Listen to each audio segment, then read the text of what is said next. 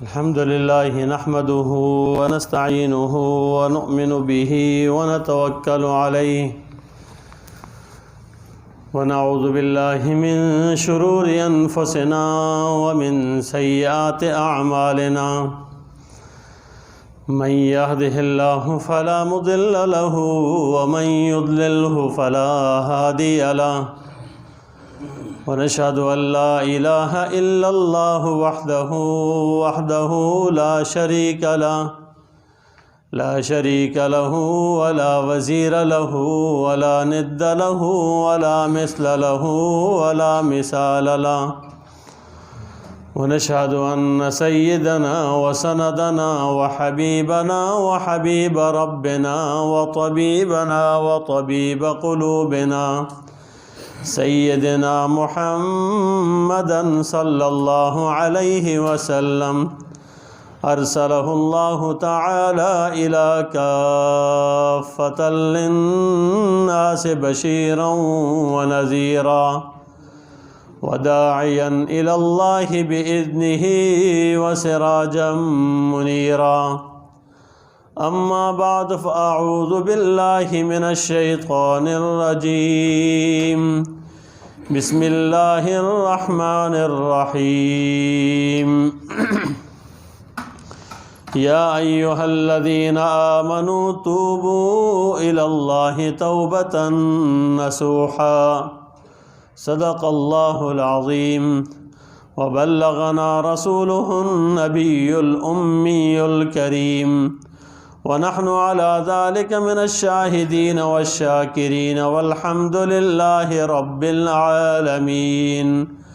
اللهم صل على سيدنا محمد وعلى آل سيدنا محمد وبارك وسلم اللهم صل على سيدنا محمد وعلى آل سيدنا محمد وبارك وسلم اللهم صل على سيدنا محمد وعلى آل سيدنا محمد وبارك وسلم توبہ کے موضوع پر گفتگو چل رہی تھی۔ اللہ تبارک و تعالیٰ نے انسانوں کے لیے رحمت کا ایک بہت بڑا دروازہ کھولا ہے کہ وہ اپنی میل کچیل کو، اپنے دل کی کدورتوں کو، اپنے اندر پائے جانے والی برائیوں کو توبہ کے ذریعے سے دور کر سکتا ہے۔ توبہ کے ذریعے سے وہ دل کو صاف کر سکتا ہے۔ توبہ کے ذریعے سے اللہ تبارک و تعالیٰ کے ہاں مقام، مرتبہ اور بلندیاں پا سکتا ہے، اور توبہ کے ذریعے سے انسان اپنے جہنم کے ٹھکانے کو بدل کے جنت کا ٹھکانہ اپنا بنا سکتا ہے۔ اللہ تبارک و تعالیٰ نے ہر انسان کے لیے دو ٹھکانے مقرر کیے ہیں، ایک جہنم میں بھی ہے اور ایک جنت کے اندر بھی۔ اور جس وقت انسان مرتا ہے نا، مرنے کے بعد اللہ تبارک و تعالیٰ اس کو دونوں ٹھکانے بتاتے ہیں۔ اگر یہ جنتی ہے تو اس کو پہلے جہنم کا ٹھکانہ بتایا جاتا ہے کہ یہ دیکھو جہنم، اس کی ہولناکی، اس کی سختی، وہ آگ ایک دوسرے کو کھا رہی ہوتی ہے، اس کی کیفیت دکھاتے ہیں اللہ، اور پھر اللہ فرماتے ہیں کہ یہ تمہارا ٹھکانہ تھا، لیکن چونکہ تم نے عمل کیا، تم نے مجھے راضی کیا، اچھے اعمال کیے، اس لیے اب تمہارا ٹھکانہ یہ جنت کا بنا دیا گیا، اور پھر جنت کی طرف سے کھڑکی کھول کے اور جنت کا دروازہ کھلتا ہے، یہ اس کی بہاریں، اس کی نعمتیں، اس کی راحتیں دیکھ کر دیکھتا ہے تو خوش ہوتا ہے، اور اللہ فرماتے ہیں کہ یہ ہے تیرا اب ٹھکانہ،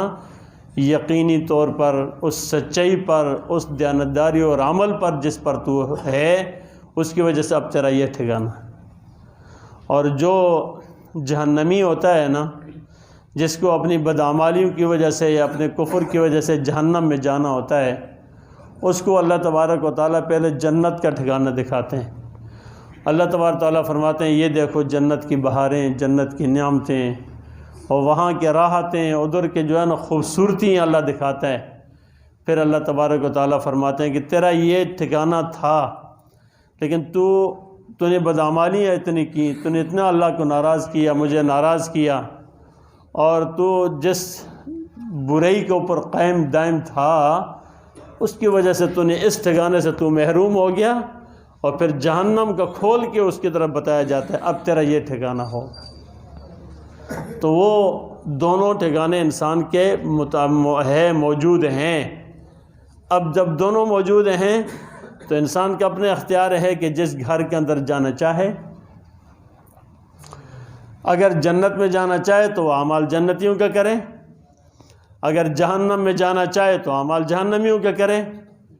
تو اس کا مطلب یہ ہے کہ اللہ نے کسی پر ظلم نہیں کیا۔ وَمَا رَبُّكَ بِظَلَّامٍ لِّلْعَبِيدِ، اللہ اپنے بندوں پر ظلم کرنے والا نہیں ہے۔ ان اللہ لا یظلم الناس شیئا، اللہ بندوں پر ذرا بر بھی کسی چیز کے کوئی ظلم نہیں کرتا۔ اللہ تبارک و تعالیٰ تو انصاف والے ہیں، اور اللہ عدل والے، اللہ رحمت والے ہیں۔ انصاف کا تقاضا یہ تھا کہ جتنا گناہ کیا ہے گناہ پر اس کی سزا اتنی ہی ملے، اور ایک نیکی کی تو ایک نیکی ملتی، لیکن اس کریم ذات نے اتنی بڑی عنایت رکھی ہے کہ من جاء بالحسنۃ فلہ عشر امثالھا، کہ جو ایک نیکی لے کر آئے گا میں اس کو 10 گنا بڑھا کر اس کا ثواب دوں گا۔ ایک نیکی 10 گنا بڑھا کر ملتی ہے، اور پھر اس سے بھی آگے بڑھے، فرمایا واللہ یضاعف لمن یشاء، اللہ جس کے اندر جتنا اخلاص اور محبت پائی جائے گی نا اس کو 700 گنا تک بڑھا دیں گے۔ ایک نیکی کو 700 گنا تک بڑھائیں گے، اور اس کے اندر کے اخلاص کی بنا پر بڑھائیں گے۔ اور برائی کرنے والا جس نے برائی کی اس کی برائی کو تو بھائی جلدی لکھا بھی نہیں جاتا۔ یہ جو بائیں کندھے پر موجود فرشتہ ہے کرامن کاتبین، یہ لکھنے والا یہ جلدی نہیں لکھتا،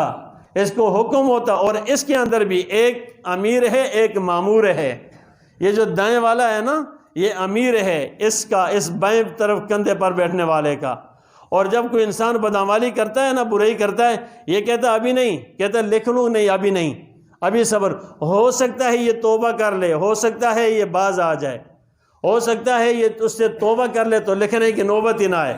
لیکن جس وقت وہ اگلا گناہ کر بیٹھتا ہے اس کے اوپر اور کرتا ہے تو حکم ہوتا ہے اب لکھ لے،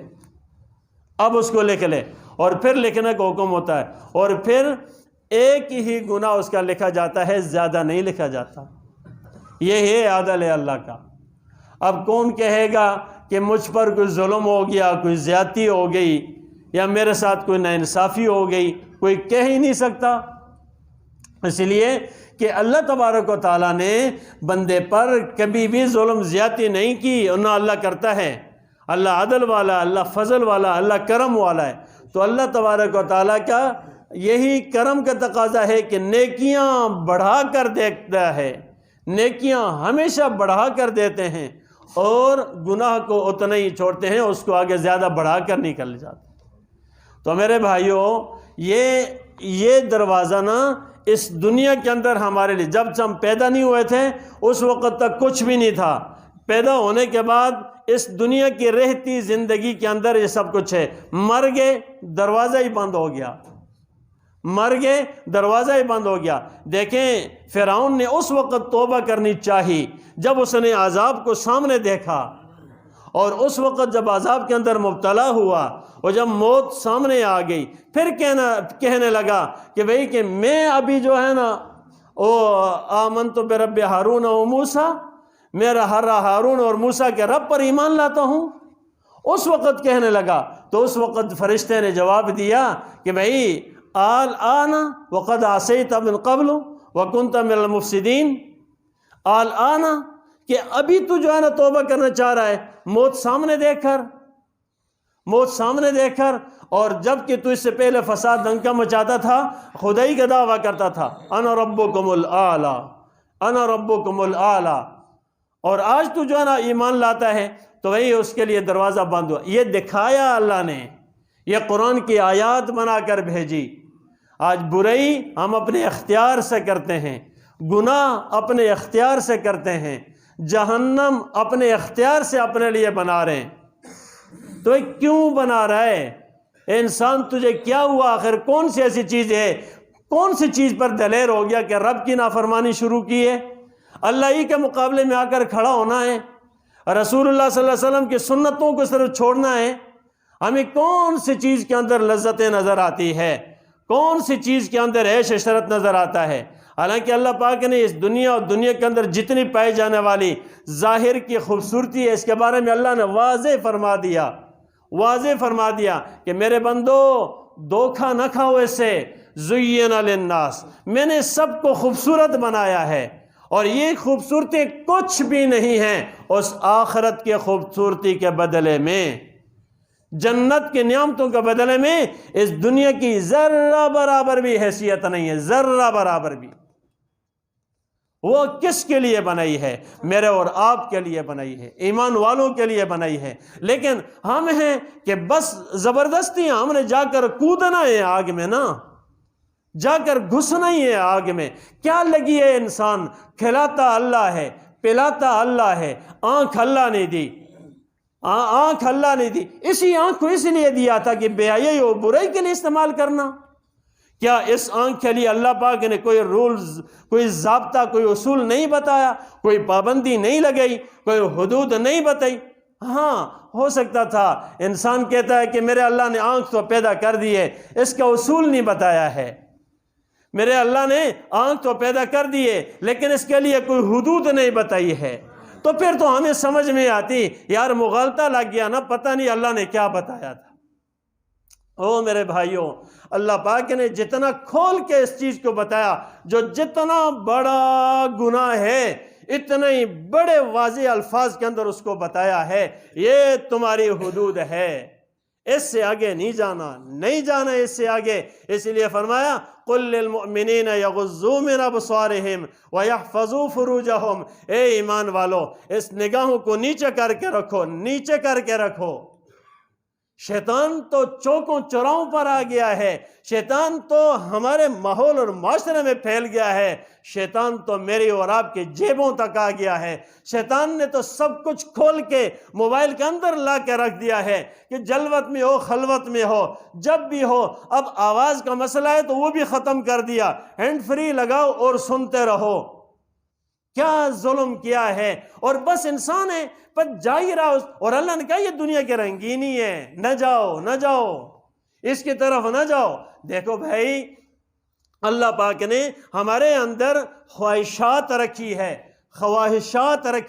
اللہ نے رکھی ہے نا،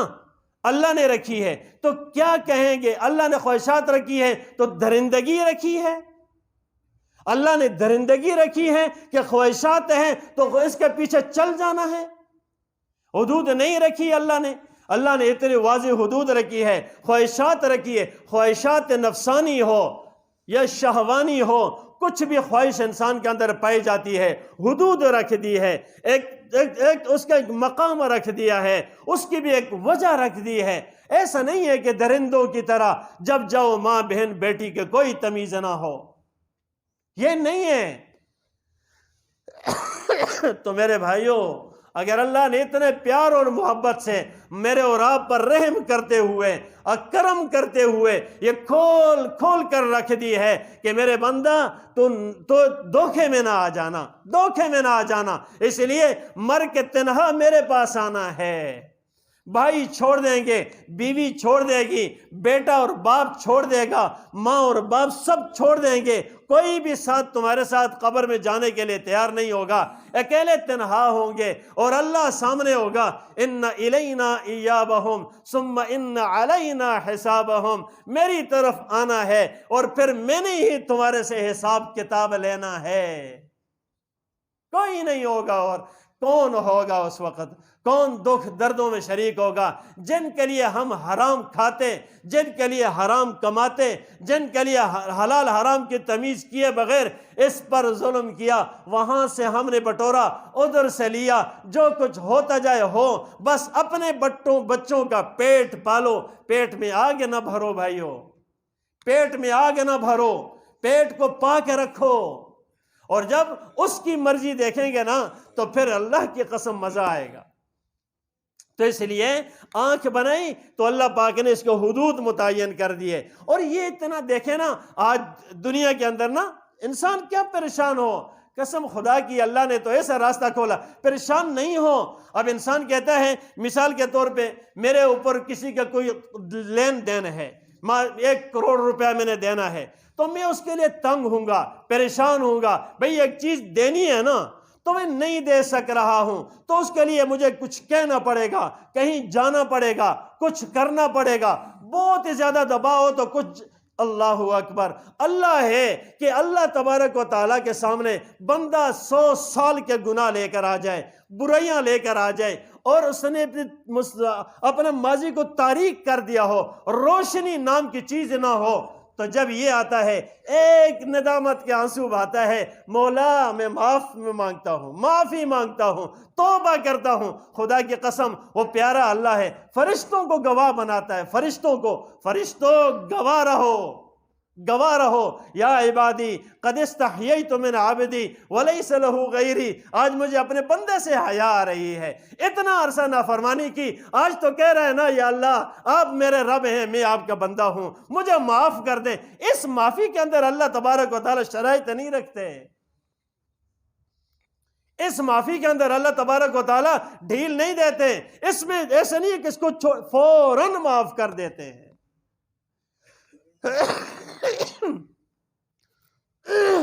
دو چیزیں ہوتی ہیں، کچھ مانگیں یا اللہ یہ دے یہ دے یہ دے، اللہ کو معلوم ہے یہ دوں گا فائدہ ہے یا نہیں، لیکن یہ چیز بھی لیٹ ہو سکتی ہے، تاخیر ہو سکتی ہے، ایک یہ ہے۔ دوسری یہ ہے اللہ معاف کر دے، معاف میں تاخیر نہیں ہے، معافی فوراً اللہ دے دیتے ہیں، معافی فوراً دے دیتے ہیں، ایسا نہیں ہے نا میں کہوں یا اللہ معاف کر دے، گناہوں سے بچا لے۔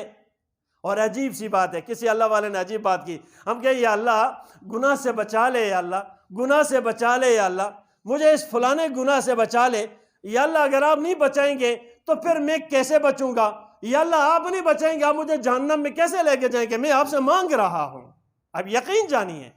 آپ اللہ سے مانگیں، لجاجت کریں، ندامت کے ایک آنسو بہیں، اللہ سب کچھ معاف کر دیتا ہے،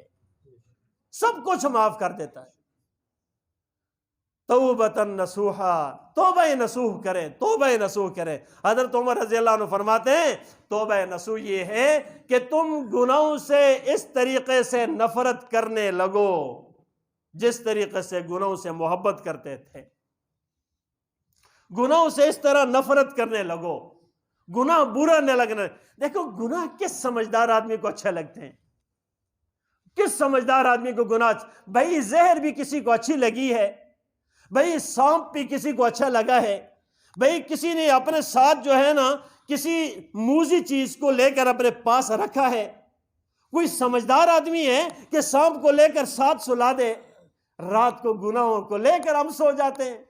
اللہ اکبر، کون سی جسارت ہے اور دلیری ہے، گناہ ساتھ ہے سو گئے، اور پھر رات کو توبہ کر کے سوئیں، رات کو توبہ کر کے سوئیں، نہ جانے یہ صبح ہماری آنکھ کھلتی ہے کہ نہیں کھلتی۔ تو ایک لمحہ بھی اپنی توبہ سے نہ چھوڑیں، ہر وقت یا اللہ میری توبہ، یا اللہ میری توبہ۔ تو اس لیے میرے بھائیوں یہ توبہ بہت بڑا دروازہ ہے، ہمیں چاہیے اس دروازے کو اپنے ہاتھوں سے ضائع نہ ہونے دیں، اور یقین جانیے زندگی میں سکون صرف اس چیز سے ہے کہ توبہ کر کے اس سے تعلق جوڑ لیں، بس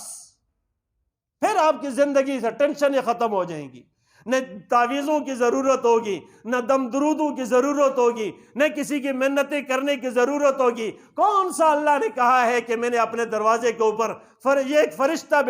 بٹھایا ہے، چوکیدار بٹھایا ہے، سفارشی لے کر آ جاؤ، فلانے کو لے کر آ جاؤ، پیسے لگاؤ پھر آ جاؤ، کہاں اللہ نے کہا ہے؟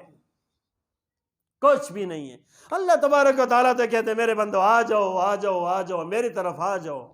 میری طرف آ جاؤ۔ فَفِرُّوا إِلَى اللَّهِ، اللہ کی طرف دوڑو۔ سابقوا إِلَى مغفرة من ربکم، جاؤ سارعوا إِلى مغفرة، بھاگو اللہ کی طرف، دوڑو اللہ کی طرف، جنت کی طرف جاؤ۔ بس میرے اور آپ پر ہے، اب ہمارے اوپر ہے، ہمارے اوپر ہے اختیار سے۔ تو میرے بھائیوں، گناہوں پر جرت نہ کریں، بلکہ آگ پر جرت نہ کریں، آگ پر جرت نہ کریں، آگ کو اپنے ساتھ نہ لیں۔ جہنم نہیں، جنت کی نعمتیں میرے اور آپ کے لیے حاضر ہیں۔ جنت آپ کو معلوم ہونا چاہیے، حدیث میں آتا ہے کہ یہ آسمانی دنیا پر حوریں آتی ہیں، حوریں، اور وہ اس نیک بندے کو جو دنیا میں رہ رہا ہے، اگر اس کی بیوی اس کو کچھ کہتی ہے، ستاتی ہے، وہ وہاں سے کہتی ہے ایک بھلی ماس تیرا ستیہ ناس ہو، تو کیوں اس کو ستا رہی ہے؟ یہ تو تمہارے پاس چند دن کا مہمان ہے، یہ تو تمہارے پاس چند دن کا مہمان ہے۔ ہمارے تذکرے وہاں ہوتے ہیں، فَاذْكُرُونِي أَذْكُرُكُمْ، جب یہاں تذکرے کرتے آسمانوں پہ تذکرے ہوتے ہیں میرے اور آپ کے۔ درود ادھر پڑھیں، تذکرے محمد الرسول اللہ صلی اللہ علیہ وسلم کے سامنے ہوتے ہیں۔ اللہ تبارک و تعالیٰ مجھے اور آپ سب کو اپنے گناہ و بدعمالی سے توبہ کرنے کی توفیق عطا فرمائے۔